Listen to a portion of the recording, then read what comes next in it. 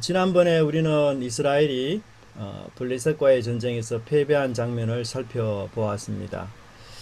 위대하신 하나님, 천지를 창조하시고 역사를 주관하시는 하나님을 모시고도 이스라엘은 실패하는 삶, 패배하는 삶, 수치와 어리석음의 삶을 사는 모습을 안타까운 마음으로 살펴보았습니다. 블레셋과의 전쟁에서 패배하는 이스라엘의 모습은 그들의 조상들이 출애굽했던 승리의 삶과는 완벽하게 반대되고 대조되는 것임을 저자는 밝히고 있습니다. 즉 출애굽 사건과 반대되는 역출애굽 사건이 바로 이스라엘의 패배 사건이라고 이야기할 수가 있습니다. 성경에는 아주 자주 반복되면서 중요한 주제로 거론되는 것이 두 가지가 있는데요. 그것은 창조와 출애굽이라는 주제입니다. 창조는 인간이 살기에 적당한 세상을 만들어서 하나님께서 행복한 세상을 공유할 수 있도록 하는 것이라면, 출애굽은 인간의 존엄을 지키고 자유와 또 하나님을 섬기는 삶이 무엇인지를 보여주는 구원의 행위라고 말할 수 있습니다. 폭력과 억압, 압제하는 제국적인 힘으로부터 벗어나서 언약으로 통치하시는 하나님의 백성이 되는 과정, 그것이 바로 출애굽이라고 할 수 있겠죠. 그런데 이와 반대되는 사건들을 우리는 각각 역창조, 역출애굽이라고 부를 수 있습니다. 예를 들어 노아 홍수는 대표적인 역창조의 심판이라고 할 수 있겠죠. 노아 홍수는 인간이 더 이상 거주할 수 없는 곳으로 만들어버리고 마치 공허하고 혼돈한 이 창조 이전의 세상처럼 돌아가는 그런 상태가 된 것이었습니다. 또한 창세기뿐만 아니라 선지서에도 우리 인간이 사는 창조의 세계가 파괴와 붕괴로 인간이 점점 살기 어려워지는 이런 상황을 맞닥뜨리는 것, 이것들이 총체적으로 역창조의 현상이라고 또 상황이라고 할 수가 있습니다. 그래서 우리가 성경을 읽다가 이런 형태의 역창조 주제가 나온다면 반드시 창조의 상황과 우리가 비춰보아야 하며, 이것은 하나님의 언약에 대한 불순종의 하나님의 심판이었다라는 측면을 살펴보아야 될 것입니다. 또 출애굽과 반대되는 역출애굽 주제도 성경에서 많이 언급이 되고 있습니다. 대표적으로는 이스라엘이 이방 나라의 포로로 잡혀가는 사사기 시대의 내용이라든지, 아주 극단적으로는 이스라엘이 다시 바벨론의 포로가 되는 이런 모습들이 전부 역출애굽의 모습을 띠고 있는 것이죠. 그런데 오늘 사무엘상 5장에서도 이스라엘은 이런 역출애굽의 사건을 마주하게 됩니다. 그렇다면 어떤 점에서 블레셋과의 전쟁 패배가 역출애굽과 유사한 것일까요? 약 한 4가지 측면에서 유사한 부분이 있는데요. PPT 화면을 한번 보시면 설명하기가 좀 쉬울 것 같습니다. 네. 첫 번째 보시면 출애굽 때에는 애굽군이 철저하게 패배했지만 이번에는 반대로 이스라엘이 블레셋에게 패배하게 됩니다. 또 출애굽 때에는 하나님이 바로로 말미암아 영광을 얻으셨지만 이제는 그 영광이 패배하고 수모를 당하게 되는 그런 일들이 발생하게 됩니다. 출애굽 때에는 여호와께서 자기 백성을 해방시키시고 승리했지만 이제는 법궤가 패배하고 포로로 잡혀가는 그런 일들이 생기게 된 것이죠. 또 출애굽의 결과로 이스라엘은 애굽으로부터 해방이 되었지만 이번에는 블레셋과의 전쟁에서 패배로 오히려 속박을 당하고 종살이를 해야 하는 이런 끔찍한 일들을 그들이 맞이하게 되었던 것입니다. 이런 4가지 측면에서 철저하게 이스라엘의 블레셋과의 전쟁은 바로 역출애굽의 현상임을 저자가 우리에게 설명해 주고 있습니다. 그렇다면 사무엘상 4장에서 저자는 왜 이 사건을 역출애굽의 방식으로 묘사할까요? 그 묘사하는 방식의 이유가 뭘까요? 그것을 우리가 좀 더 생각해 보는 게 중요한데요. 그것은 이스라엘이 앞으로 감당해야 될 고통과 어려움이 아주 심각하다는 것을 말해주고 있습니다. 마치 그들이 다시 애굽의 포로로 잡혀간 것과 같은 그런 끔찍한 고통을 당할 수 있다는 사실을 여기서 설명해 주고 있는 것이죠. 과거 조상들이 애굽에서 받은 고통과 고난이 얼마나 큰 것이었습니까? 그들은 아주 긴 시간 동안 고통과 압제를 당했을 뿐 아니라 피눈물 나는 고통으로 부르짖는 그런 일상을 살아야만 했던 것이죠. 자유는 빼앗기고 바로의 학대 정책과 산하 제한 정책으로 가족의 유대마저 끊고 생이별해야 하는 그런 처절한 아픔을 당했던 것입니다. 인권은 유린당하고 먹는 것으로 만족하며 살아야 하는 짐승 같은 삶, 그것이 바로 애굽에서의 삶이었던 것이죠. 이제 이스라엘이 블레셋으로부터 역출 애굽을 당함으로써 역시 이스라엘도 괴롭고 고통스러운 포로의 삶을 살아야 할 것을 예시해 주고 있습니다. 그러나 또 한편 다행스러운 것은 역출 애굽은 다시 출애굽을 기억하게 하는 것입니다. 그래서 이스라엘에게 회복의 길이 있음을 동시에 암시해 주는데요. 이스라엘의 회복은 군사력이나 경제력에 있는 것이 아니라 회개를 통해 하나님의 은혜를 간구하는 것이라는 사실을 사무엘상 7장에서 말씀해 주고 있는 것을 볼 수가 있습니다. 우리 오늘 본문에 읽었던 5장 1절을 보면은 전쟁에서 이긴 블레셋은 가장 훌륭한 전리품인 여호와의 법궤를 빼앗아서 아스돗에 있는 다곤 신전에 두었다, 그렇게 설명합니다. 우리가 잘 아는 대로 블레셋은 5도시로 이루어진 나라입니다. 여기 지도를 한번 보시면 블레셋의 5도시가 아스돗, 그 다음에 아스글론, 가자, 가드, 에굴론, 이 5도시인데요. 지난번 우리 4장에서부터 실로에 있는 법궤를 에벤에셀까지 가지고 왔고요. 에벤에셀에서 패배하고 그 실로의 법궤를 아스돗으로 가지고 왔습니다. 그리고 아스돗에서 하나님의 심판이 임하자 다시 가드로 옮겼고, 가드에서도 역시 하나님의 심판이 임하자 다시 이 법궤를 에글론으로 옮기는 그런 일이 벌어지는 것입니다. 근데 왜 하필이면 아스돗으로 이 법궤를 옮겼을까요? 지리적으로 보면 아스돗은 블레셋 영토의 가운데에 위치하는 그런 장소입니다. 또한 성경 그 배경에 의하면 다곤 신전이 있는 유일한 도시가 바로 아스돗이라고 합니다.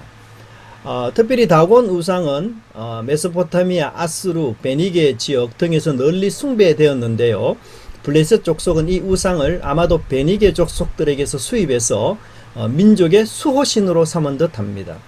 다곤이라는 말은 물고기라는 뜻을 지닌 다그에서 유래한 것인데요. 다곤의 신은 자연의 활동력과 무수한 번식력을 상징하는 풍요한 해양신의 모습으로 살펴보고 있습니다. 그래서 그 다음 그림을 보시면 이 다곤 신의 모습이 그 상반신은 수염이 있는 남자의 모습으로, 그리고 머리에는 왕관을 쓰고, 그 다음에 몸의 하반신은 물고기 형상으로 바다에서 헤엄치는 그런 모습입니다. 그래서 남장한 인어, 그렇게 연상하면 될 수가 있습니다. 그런데 왜 법궤를 다곤 곁에 두었을까요? 두 가지 이유를 설명할 수가 있겠습니다. 첫째는 자신들에게 승리를 가져다 준 이 다곤 신에 대한 감사의 표시로 법궤를 다곤 신전 옆에 두었습니다. 지난번 4장에서 살펴보았던 것처럼 자신들은 이 전쟁에서 패배할 줄 알았습니다. 하지만 이 전쟁에서 승리한 위대한 능력을 보인 신 다곤, 그 신에게 감사하는 표시로 법궤를 드렸던 것이죠. 두 번째로 이 전쟁은 다곤이 여호와를 이긴 전쟁이 되는 셈이죠. 그래서 이 여호와를 다곤의 종으로 부리기 위해서 바로 그 신전 옆에 둔 것이었습니다. 하지만 그들의 예상과는 달리 진짜 전투는 이제부터 시작이 됩니다. 5장 1절부터 4절을 자세히 읽어보면 하나님의 궤라는 단어가 2번 나오고요, 여호와의 궤라는 단어가 2번이 나옵니다. 그런데 하나님의 궤라는 단어는 블레셋 사람과 연관시켜서 사용된 반면에 여호와의 궤라는 단어는 다곤과 연결해서 사용하고 있습니다. 블레셋 사람에게 이 언약궤라는 것은 단지 여러 우상들 중에 하나에 불과했다는 것이죠.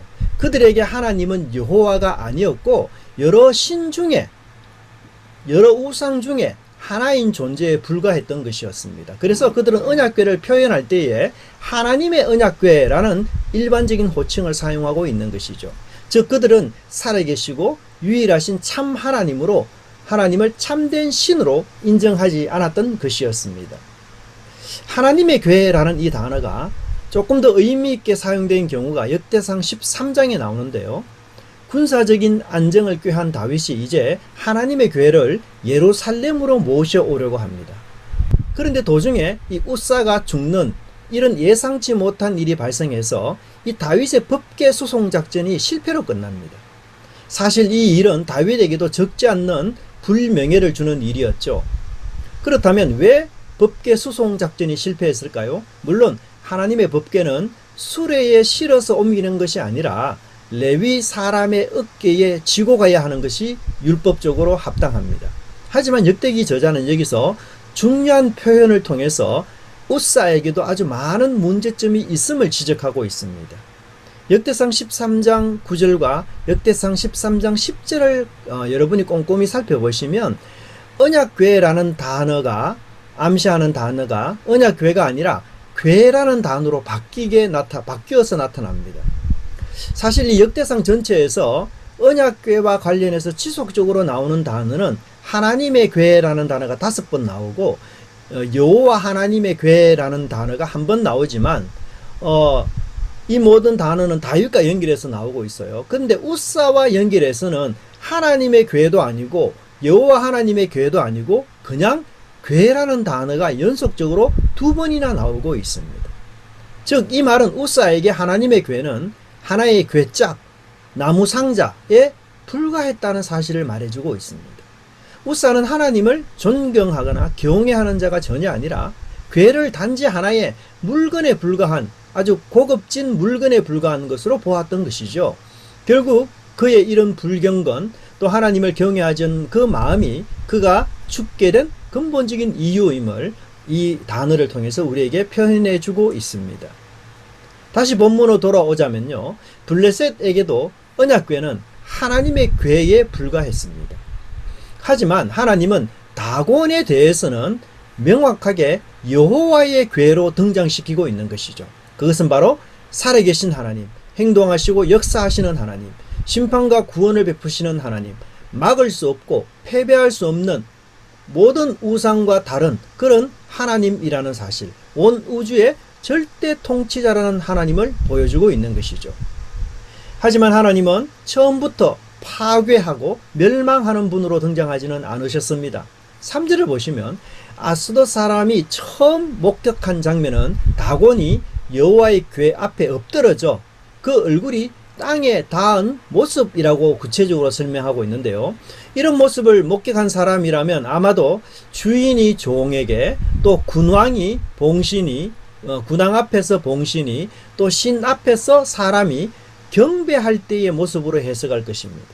즉 다곤이 여호와 앞에서 굴복하고 있는 것을 말해주고 있는 것이죠.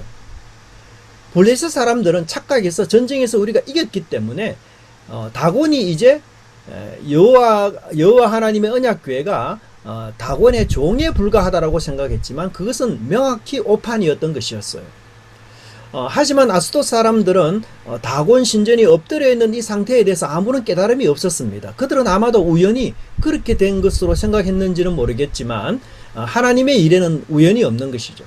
그래서 그 다음날 다시 어떤 일이 벌어졌습니까? 아주 놀랍고도 두려운 일이 벌어졌는데요. 4절을 보시면 전날에 다곤이 여호와의 궤 앞에 엎드러져 땅에 얼굴이 닿아 있을 뿐 아니라 처참하게도 그의 머리와 두 손목이 끊어져서 문지방에 있는 모습을 설명해 주고 있습니다. 다곤이 어제와는 상당히 다른 모습을 가지고 있죠. 여기서 아주 중요한 단어가 있다면 그것은 끊어져 있다는 단어인데요. 이 원어로는 잘리다 이런 뜻입니다. 고대 전쟁에서는요. 포로들을 처형할 때에 아주 잔인한 방법이지만 목과 손목을 자르는 관습이 있었습니다. 즉 하나님께서 다곤에게 승리해서 그 다곤을 포로로 삼아서 다곤의 목과 손목을 잘랐다. 그래서 그 다곤을 심판했다라는 뜻으로 설명해 주고 있는 것이죠. 뿐만 아니라 머리를 잃었다는 것은 사고력을 상실했다는 뜻이고, 손을 잃었다는 뜻은 능력이 없다는 것을 상징하고 있습니다. 여러분, 고대 근동에서 신이 갖춰야 될 아주 중요한 덕목이 무엇일까요? 그것은 바로 지혜와 권능입니다. 지혜가 없는 신은요, 세상의 문제를 해결하거나 고칠 수 없습니다. 힘으로만 세상의 문제가 해결되지 않기 때문에 그런 것이죠. 또한 지혜는 있지만 능력이 없는 신도 결국은 이 세상의 문제를 해결할 수 없습니다. 그렇기 때문에 고대 근동에서 신이 갖춰야 될 아주 필수적인 능력이 있다면 그것은 바로 지혜와 능력이었던 것이죠.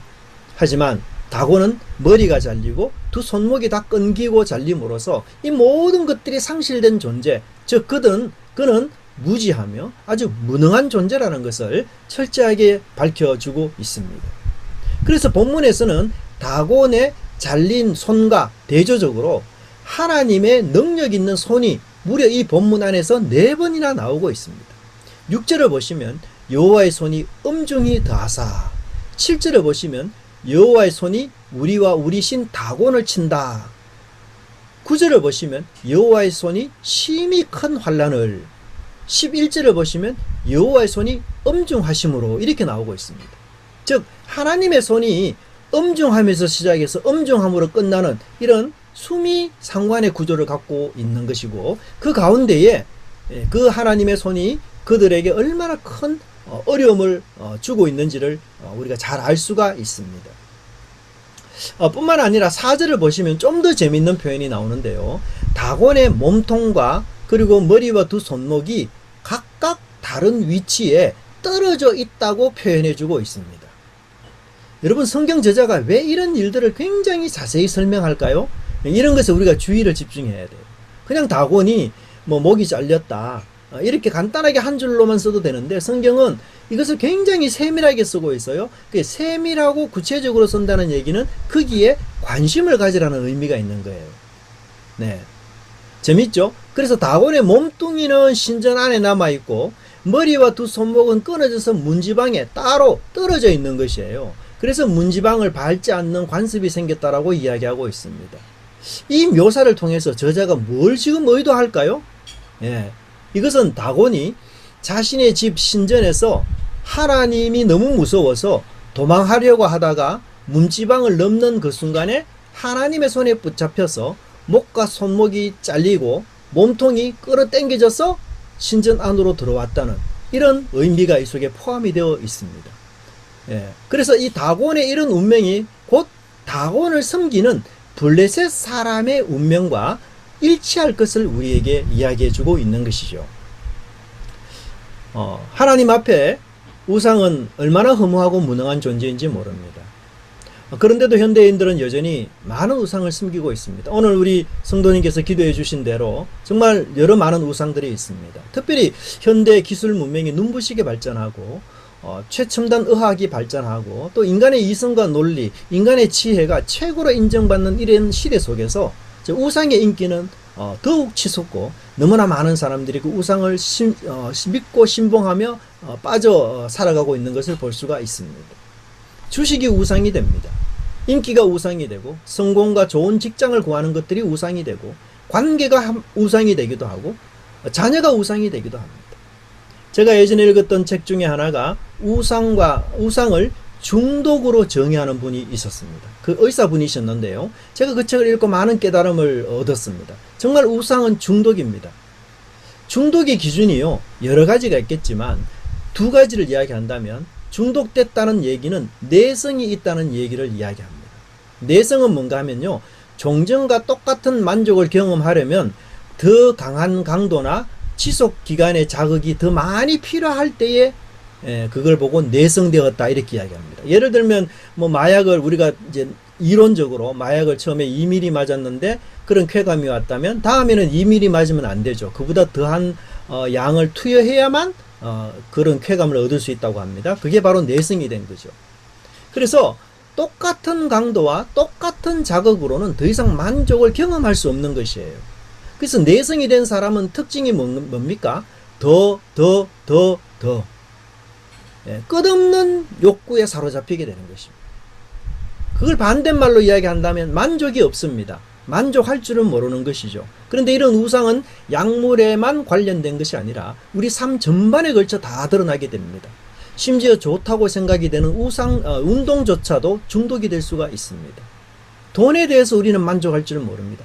많으면 많을수록 더 좋은 것이고 더 많이 있어야 한다고 생각합니다.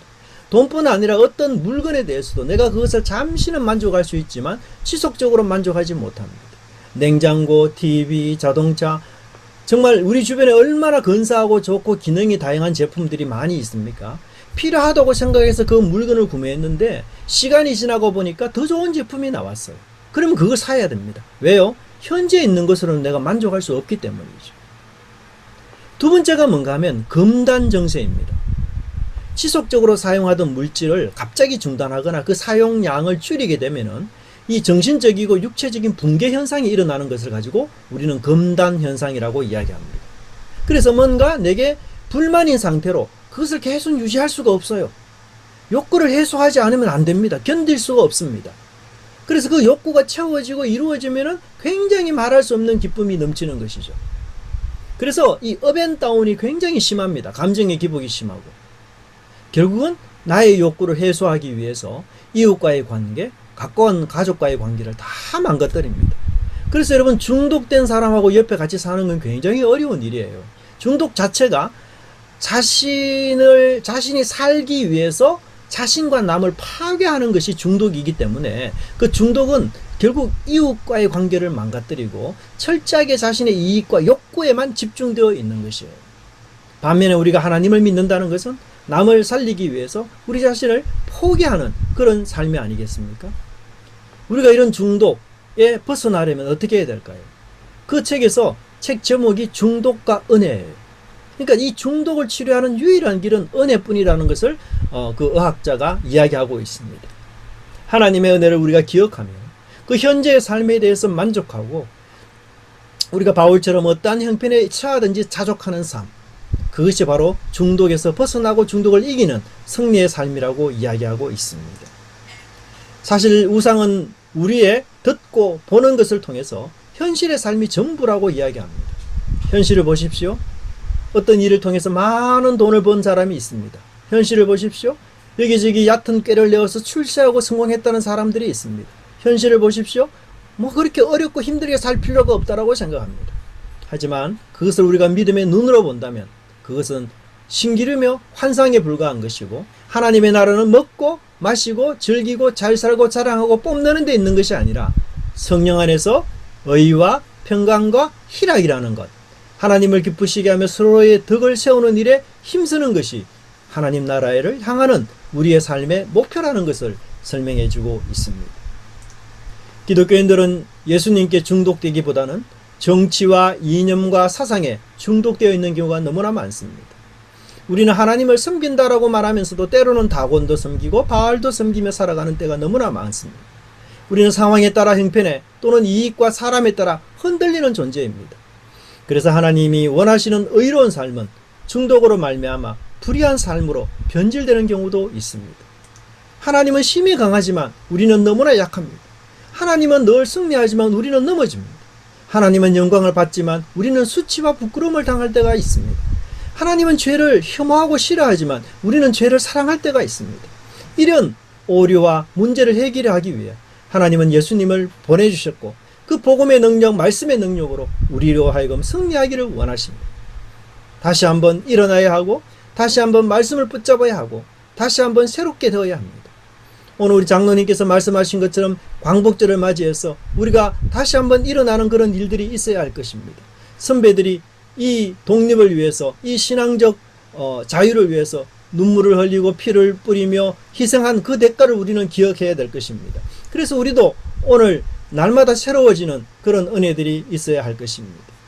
오늘 또 말씀의 능력을 덧입고 성령의 감동을 힘입어서 새로워지는 하루가 되기를 여러분 간절히 소원하는 것을 바랍시다. 묵은 것, 수치스러운 것, 잘못된 것, 오류와 실수가 가득한 것들, 교만과 자만으로 우쭐한 것들, 내 생각과 내 고집을 강력하게 주장했던 것들, 그런 내 말과 내 행동이 일치되지 않고 달라졌던 것, 이런 모습들 우리가 결별하고 다시 새로운 인생으로 빚어달라고 하나님께 나아가야 될 것입니다. 그리하여 우리가 이 세상과 사회와 사람을 하나님의 시각으로 바라보는 그 사명을 회복하는 그런 은혜가 있어야 할 것입니다. 하나님의 심판은 우상 다곤에게만 국한된 것이 아니었습니다. 오히려 우상 다곤에게 내린 그 하나님의 심판은 블레셋에 대한 작은 가벼운 경고에 불과했습니다. 이제 돌이킬 줄 모르는 블레셋을 향해서 하나님의 본격적으로 심판하기 시작합니다. 저자는 6절에서 이 일이 여호와의 손에서 나오는 심판이요 재앙이라고 이야기하고 있습니다. 여러분, 성경에서 여호와의 손이라는 단어가 재앙과 연결해서 처음 나오는 것이 어딘지 아십니까? 여러분들이 예상한 대로 출애굽기에서 이 단어가 나옵니다. 출애굽기를 보면은 이스라엘을 출애굽시키기 위해서 하나님께서 애굽을 심판하시는데요, 그때 묘사된 손이 여호와의 손이 강한 손이라 그렇게 묘사하고 있습니다. 6장 1절을 보시면 여호와께서 모세에게 이르시되 이제 내가 바로에게 하는 일을 네가 보리라. 강한 손으로 말미암아 바로가 그들을 보내리라. 강한 손으로 말미암아 바로가 그들을 그 땅에서 쫓아내리라. 그런데 애굽의 재앙은요, 대부분 모세의 손을 통해서, 모세가 가진 지팡이를 통해서 나타나요. 하지만 유일하게 여호와의 손으로 일어나는 재앙이 있어요. 그 재앙이 몇 번째 재앙인가 하면 바로 5번째 재앙이 바로 유일하게 여호와의 손에서 나오는 재앙이라고 성경은 말씀하고 있습니다. 출애굽기 9장 3절을 보시면 여호와의 손이 들에 있는 내 가축 곧 말과 나귀와 낙타와 소와 양에게 더하리니 심한 돌림병이 있을 것이며. 이것은 굉장히 특이한 표현이에요. 그래서 이 특이한 표현이 5번째 재앙에 나온다는 얘기는 이 5번째 재앙이 이전 재앙과는 달리 아주 피해가 클 것을 암시하고 있습니다. 또한 이 전염병은 명백히 여호와의 손에서 나오는 재앙이라는 사실을 직접 기술하고 있습니다. 그런데 애굽에서 일어난 일이 동일하게 블레셋에서 일어나고 있습니다. 여호와의 손에서 일어난 재앙이며 그 재앙의 종류 역시 전염병의 일종인 독한 종기 재앙이라고 설명하고 있습니다. 여러분, 이 독한 종기 재앙이 구체적으로 무엇일까? 6장을 보시면요, 블레셋 사람들이 결국은 법궤를 이스라엘에게로 돌려보내기로 결정을 하거든요. 그때에 금쥐 5마리를 함께 보냅니다. 그래서 이 병은 쥐로 말미암아 퍼뜨려진 전염병, 즉 패스트병, 즉 흑사병으로 많이 보고 있어요. 중세 시대에 팬데믹을 일으켰던 병이 바로 흑사병 아닙니까? 그 흑사병에 걸린 사람이 다 몸에 종기가 생겨요. 그래서 그 병을 종기재앙이라고 부르기도 합니다. 근데 블레셋 사람들이 지금 당한 이 재앙이 똑같이 종기전염병이라고 이야기한다면 바로 흑사병일 가능성이 굉장히 크다는 사실입니다. 여러분, 성경에서는요, 한결같이 저 전염병이 하나님의 손에서 나오는 심판과 재앙으로 묘사하고 있고 언약적 저주로 묘사되고 있어요. 성경에서 일어나는 전염병의 예들이 한 20가지 정도가 나옵니다. 그래서 최근에 김지찬 교수님이 성경에 나오는 이 팬데믹, 전염병과 그 하나님과의 관련성을 쭉 입증하면서 글을 쓴 책을 제가 처음부터 끝까지 읽어봤는데 그 여호와의 손에 의해서 전염병이 다 일어나는 것으로 성경이 설명하고 있어요. 그것은 이스라엘이나 블레셋이나 이방 사람이나 구분되지 않습니다. 심지어 다윗도 하나님의 전염병으로 그렇게 어려움을 당합니다. 그러면 왜 그런 전염병이 일어나는가 하면요, 이스라엘 백성들의 여호와의 거룩하심을 무시하거나 또 언약을 어겼거나 하나님을 멸시하고 신뢰하지 않거나 혹은 우상을 숭배하거나, 이건 이방인들도 마찬가지입니다. 자기 자신을 하나님보다 더 사랑할 때 전염병이 임한다라고 성경은 설명해 주고 있습니다. 이는 명백히 우리가 오늘날 겪고 있는 이 코로나와 연결되는 부분인 것이죠. 하나님을 사랑하기보다는 돈을 더 사랑하고 이웃을 사랑하기보다는 나 자신을 사랑하는 이 죄에서 자유로울 사람이 도대체 몇 명이나 있을까요? 우리가 비록 짐승에 거처져인 살림을 벌채하지 않고 자연 동물들을 거래하지 않으며 동물들을 음식으로 먹지 않는다고 해서 코로나 팬데믹과 아무 상관이 없다라고 말할 수 없을 것입니다. 우리는 하나님을 믿는 사람으로서, 하나님의 계시를 아는 사람들로서, 또 성경을 통해서 이 코로나 팬데믹의 원인이 무엇이고 또 그것이 누구에 의해서, 여호와에 의해서 종식되지 않으면 안 된다는 사실을 아는 사람들입니다. 그렇기 때문에 이 코로나 팬데믹 과정 속에서 우리는 어떤 기도를 해야 되며 어떻게 살아야 될지를 고민하면서 성경에서 찾아야 될 것입니다. 여호와의 손으로 아스돗은 초토화가 되었습니다. 그들은 망하게 되었습니다. 그들은 이전에는 겪지 못한 그 큰 고통을 당하면서 굉장히 큰 충격을 받았던 것이죠. 사실 전쟁에서 승리를 자축하면서 기쁨으로 떠들던 그들이 3일이 못 되어서 애곡과 애통과 탄식과 눈물을 흘리게, 혼란에 빠진 그들이 함께 대책과 해결책을 강구하는데요. 8절의 말씀이 바로 그것이죠. 그런데 이 8절의 말씀이 4장에서 이스라엘이 블레셋과의 전쟁에서 패배했을 때 했던 말과 굉장히 유사합니다. 4장 3절을 보시면 그들은 이 블레셋 앞에서의 패배를 만회하기 위해서 여호와의 언약궤를 실로로 가져오자는 결정을 내렸는데요. 5장 8절에서 블레셋 사람들이 당하는 이 무시무시한 재앙을 어떻게 해결할지를 그들이 해결책을 내는데, 그것은 여호와 이스라엘의 신의 궤를 가드로 옮기자는 결정이었습니다. 이스라엘은 문제 해결을 위해서 언약궤를 가져오자라고 이야기했지만 블레셋은 문제 해결을 위해서 그 언약궤를 가드로 내보내자라고 했다는 것이죠. 하지만 여러분, 법궤가 가드에 도착했을 때 어떤 일이 생겼습니까? 9절에서는 가드에서 피해를 입은 사람이 구체적으로 언급이 되는데요. 작은 자와 큰 자를 쳤다라고 이야기하고 있습니다. 이것은 법궤가 처음 있을 때의 그 장소에서는 발생되지 않는 또 다른 표현이에요. 그리고 언약궤를 가드로 가져왔음에도 불구하고 피해는 작아진 것이 아니라 점점 커졌습니다. 그래서 10절에 그들이 또다시 해결책을 간구하는데요. 그들의 대화는 8절에서 나오는 대화보다도 훨씬 짧고 간결합니다. 즉, 법궤가 아스돗에 있을 때 그들은 의견을 장황하게 교환했습니다. 8절을 보십시오. 모든 밤객을 모으고 이르되 우리가 이스라엘의 신의 궤를 어찌하려 하니, 그들이 대답하되 이스라엘 신의 궤를 가드로 옮겨가라 하므로. 그런데 가드에 도착한 법궤 때문에 가드 사람이 또다시 엄청난 피해를 볼 때에 그들의 해결책은 한마디로 언급이 돼요. 어떻게 언급이 됩니까? 10절에 법궤를 에굴론으로 보내니라. 여기에는요, 대화도 없이 바로 행동으로 옮기고 있습니다. 그만큼 그들이 신속하게 움직였다는 뜻이죠. 하나님의 법궤로 인한 이 피해 때문에 의견 교환도 필요 없고 생각할 필요도 없고 무조건 이 법궤를 이 도시로부터 이웃 도시로 보내는 것, 그것이 최고의 해결책이었다는 것이에요. 그런데 여러분, 10절에서 법궤가 에글론으로 보내질 때에 더 심각한 현상이 일어났습니다. 재미나죠? 에글론 사람들은요, 앞에 있는 두 도시에 있는 사람들과 달리 아예 부르짖기 시작했습니다.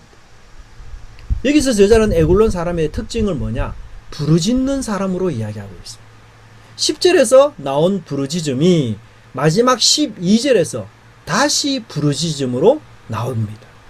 10절에서는 에글론 사람이 부르짖었다고 말하는데 12절에서는 성읍의 부르짖음이 하늘에 사무쳤다, 이렇게 기록되고 있습니다. 여러분, 법궤가 아스돗에 있을 때에도 가드에 있을 때에도 부르짖음이라는 단어는 발견되지 않아요. 또 에글론에 있을 때에 특별히 강조되는 단어들이 뭔가 하면 죽임 당함을 면하게 하자, 사망, 이런 단어들이 나오는데요. 이 단어들은 다른 두 도시에는 나오지 않는 단어들이었습니다. 다른 두 도시에서는 친다, 무슨 큰 환란, 독한 종기가 일어났다, 아직까지 죽음에 대한 묘사는 없는 것 같아요. 근데 이 법궤가 에글론에 도착하자마자 본격적인 죽음이 일어나기 시작했습니다. 법궤가 에글론에 도착했을 때에 그들의 고통은 최고조에 이르렀고, 이제는 그 피할 수 없는 죽음에 직면한 에글론 사람들이 부르짖기 시작했고, 그 부르짖음이 에글론 온 도시를 가득 채웠다라고 이야기하고 있습니다. 여러분, 이것은 뭘 우리에게 말해주고 있습니까? 법궤를 다른 도시로 옮기는 것, 이것이 진정한 해결책이 아니라는 것을 말해주고 있습니다.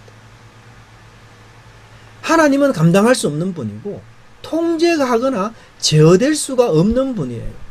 하나님은 조정 가능하거나 협상 가능한 분이 아니라는 사실입니다. 지금 그들의 나름대로 할 수 있는 최선의 방법을 동원하고 할 수 있는 최선의 방책을 계획했지만 그 계획이 실행될수록 불행은 더 커져갔고 악몽 같은 죽음은 점점 더 확산이 되었던 것이에요. 여러분, 우리가 첫 단추를 잘못 끼우면 다음 단추는 자동적으로 잘못 끼우게 됩니다. 상황에 대한 잘못된 진단은 잘못된 대책을 부를 수밖에 없습니다. 그렇다면 블레셋이 놓친 잘못된 진단이 무엇입니까? 그것은 바로 하나님을 무시하고 하나님의 거룩을 만홀히 여기며 이스라엘처럼 블레셋 역시 하나님을 주권자로 인정하지 않는 그런 죄였던 것이죠. 이스라엘도 블레셋도 하나님을 지배할 수는 없습니다. 하나님을 자신의 목적에 맞도록 부릴 수 없다는 것입니다. 언약궤를 통해서 하나님의 뜻과 능력을 자기 마음대로 조절하고자 하는 종교는 참 종교라기보다는 오히려 미신에 가깝습니다. 언약궤에 대한 이 오남용은 이스라엘만의 문제가 아니라 블레셋도 동일하다는 사실을 하나님은 말씀해주고 있습니다. 아무리 만장일치로 결의된 대책, 모든 사람이 화론싱을 지지르며 확신하는 그런 캠페인이라 할지라도 이 기준과 원리를 무시하면 아무 소용이 없다는 것이에요. 완벽한 사회적이고 심리적이고 경제적이고 의학적인 분석이라도 하나님과의 관계를 부차적으로 생각하는 성장계획, 또 하나님의 주권을 부차적으로 생각하는 웰빙의 삶 문제 해결법은 결코 하나님이 기뻐하는 것이 아니라는 것을 우리에게 말해주고 있습니다. 블레셋은 자신의 삶의 파산을 막을 수 없었습니다. 불행과 죽음으로부터 벗어나는 이 길을 찾을 수가 없었어요. 그것을 해결할 수 있는 능력도 없었으며 그래서 그들은 극한의 한계에 빠지고 말았습니다. 여러분, 극한의 한계에 다다른 인간의 모든 공통점이 뭔지 아세요? 그것은 바로 부르짖는 것입니다. 이스라엘도 애굽에서 한계에 다다랐을 때 그들은 부르짖었던 백성이었어요.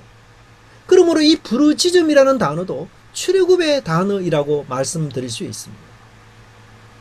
부르짖음은 나약한 존재의 탄식이 아닙니다. 부르짖음과 애통은 힘없는 자의 절규가 아닙니다. 무능한 자의 허무한 눈물이 아닙니다. 인간은 부르짖을 때에 가장 인간다운 존재가 되는 것이에요. 인간은 자신의 한계를 깨닫고 하나님 앞에 모든 것을 내려놓으며 부르짖을 때에 바로 그때에 인간은 자신의 존재가 어떤 존재인지를 깨닫기 시작하는 것입니다. 거룩하신 하나님 앞에서 인간의 자세는 부르짖는 존재인 것입니다. 한계와 무능을 절감하고 엎드려 긍휼과 은혜를 구하는 것, 겸손하며 통회하는 자. 유감스럽게도 하나님의 구원은 우리가 부르짖을 때 시작됩니다. 부르짖을 때 심판의 손은 구원의 손이 되고, 그래서 우리의 부르짖음은 절망에서 소망으로, 죽음에서 생명으로, 불신에서 믿음으로 나아가는 디딤돌이 되기도 하는 것입니다. 부르짖음이 없는 이 신앙생활은 아니라는 것이며 위험한 것입니다. 여러분, 우리 사회를 돌아보십시다. 우리 이웃을 돌아보며 우리 정치 경제를 돌아보십시다. 아시아의 많은 나라들이 코로나 때문에 가족의 죽음을 그저 바라보아야만 하는 그 무능한 눈물, 원망과 그 탄식과 절망의 눈물. 하나님은 온 우주와 열방의 하나님 아니십니까? 그런 눈물들을 우리의 가슴에 품고 하나님께 부르짖어야 할 것입니다. 동성애가 합법화되는 이 웃지 못할 이런 어려운 상황 속에 우리는 그것을 가슴에 품고 하나님께 나아가야 될 것입니다. 그래서 우리의 이 부르짖음이 하나님의 새로운 역사를 일으키는 그런 원동력이 되는 그런 귀한 삶의 은혜가 있기를 간절히 바랍니다. 기도하겠습니다. 하나님, 감사합니다. 저희들에게 블레셋에 임한 하나님의 능력의 역사를 살펴보면서 오늘 우리에게 주어지는 이 고통의 원인과 불행의 어려움들을 다시 한번 살펴볼 수 있는 기회를 주심을 감사합니다. 우리의 자만과 어리석음을 내려놓고 하나님 앞에 겸손히 부르짖는 우리의 사명과 위치를 다시 한번 고수할 수 있도록 인도하여 주시옵소서. 광복절을 맞이하여 또한 우리 혼란한 사회 코로나로 또 동성애를 합법화시키고자 하는 여러 많은 일들로 인하여 하나님 저희들이 어려움에 처해 있습니다. 주님 우리 눈을 열어주시고 온 세상과 온 열방의 하나님의 그 마음을 우리의 마음으로 품을 수 있도록 도와주시어서 주님 앞에 저희들이 부르짖으며 그 하나님의 능력과 은혜의 손길을 기대하는 겸손한 마음들로 주님 나아갈 수 있도록 인도하여 주시옵소서. 그리고 부르짖을 뿐만 아니라 우리가 필요한 일들에 필요한 행동으로 감당하는 믿음의 역사가 일어날 수 있도록 하나님 도와주시옵소서. 우리 믿음의 교회 성도들 주께서 은혜 베풀어 주시고 그 삶의 하나님 일상성에서 말씀으로 주께서 함께하여 주시어서 하나님 자족과 기쁨으로 나아갈 수 있도록 주께서 힘을 더하여 주시옵소서. 감사드리고 예수님 이름으로 기도드리옵나이다. 아멘.